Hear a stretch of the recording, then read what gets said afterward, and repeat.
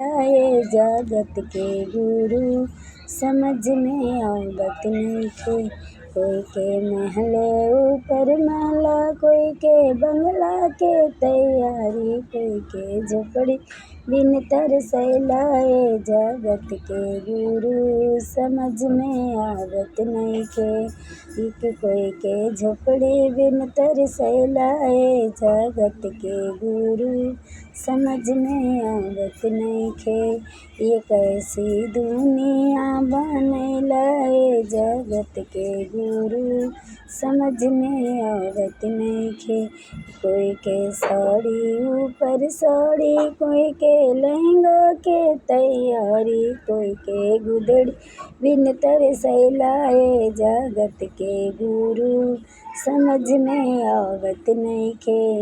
कैसी दुनिया बनैला। ये जगत के गुरु समझ में आवत नइखे। कोई के बेटा ऊपर बेटा, कोई के पोता के तैयारी, कोई के बेटी तरसैला। ये जगत के गुरु समझ में आवत नइखे। कोई के बेटी बिन तरसैला। ये जगत के गुरु समझ में आवत नइखे। कैसी दुनिया बनैला। ये जगत के गुरु समझ में आवत नइखे। कोई के गहना ऊपर गहना, कोई के हार के तैयारी, कोई के देख बिन तरसैला। ये जगत के गुरु समझ में आवत नइखे। कैसी दुनिया बनैला। ये जगत के गुरु समझ में आवत नइखे।